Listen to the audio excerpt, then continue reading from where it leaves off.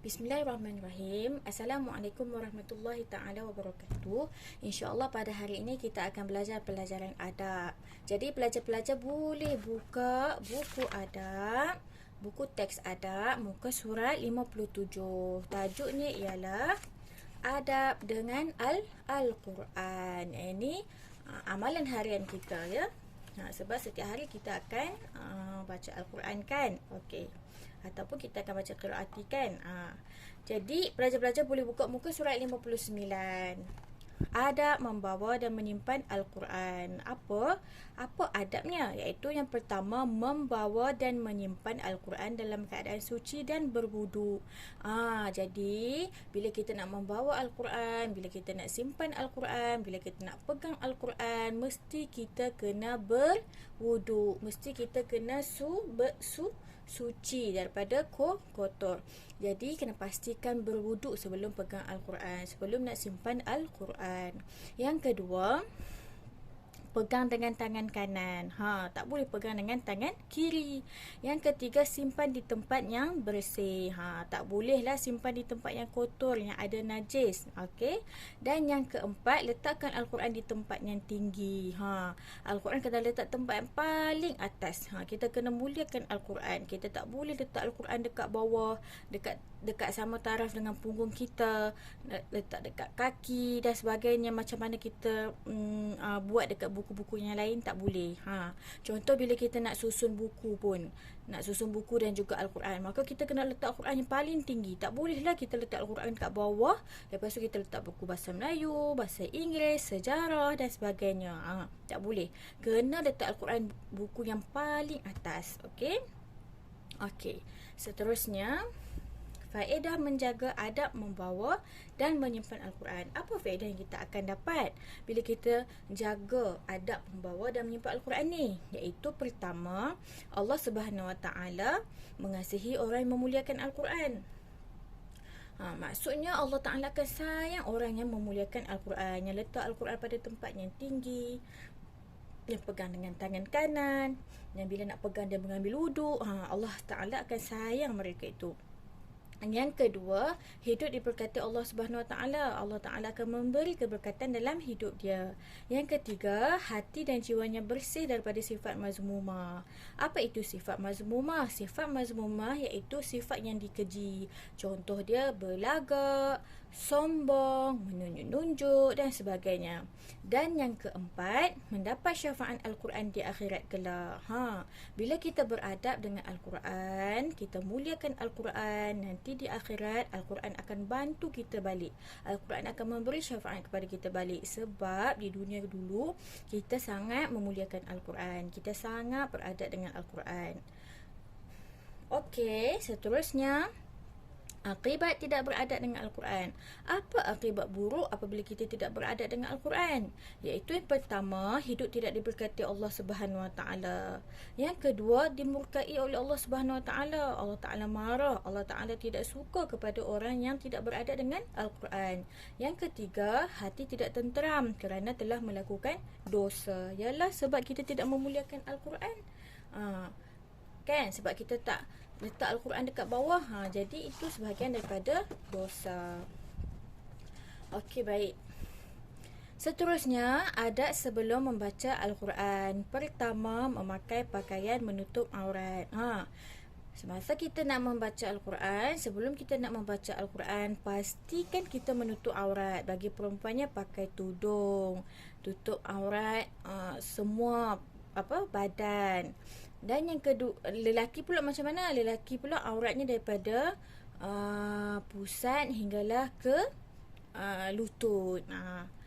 Dan yang kedua, pastikan sebelum kita membaca Al-Quran kita berwuduk. Yang ketiga, duduk di tempat yang bersih. Tak bolehlah duduk dekat tempat yang kotor. Contohnya pergi baca Al-Quran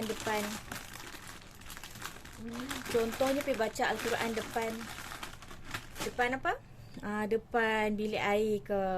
Tu tempat yang kotor, jadi tak boleh lah, kan.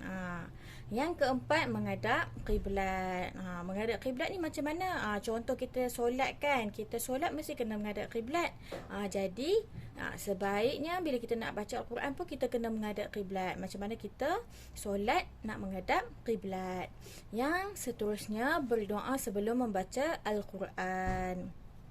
Dan yang terakhir, membaca isti'azah dan bismillahirrahmanirrahim. Isti'azah tu apa? A'udzubillahi minasyaitonirrajim. Bismillah, lepas tu baca pula bismillahirrahmanirrahim. Lepas tu barulah baca Al-Quran. Okey. Pelajar-pelajar boleh buka muka surat 61. Adab semasa membaca Al-Quran. Dimulai dengan A'udzubillahi minasyaitonirrajim. Inilah isti'azah. Okey, baik.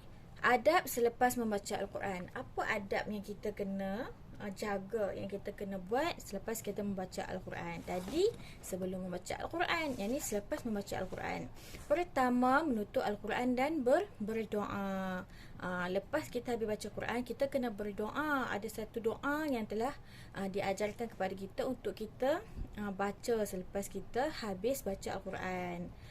Doa dia panjang juga kalau Ustazah nak baca kat sini. InsyaAllah nanti ada masa yang lebih Ustazah bacakan.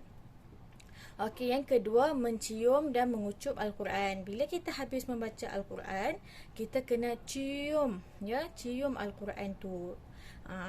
Yang ketiga, membawa dengan penuh hormat. Bawa Al-Quran dengan jaga-jaga.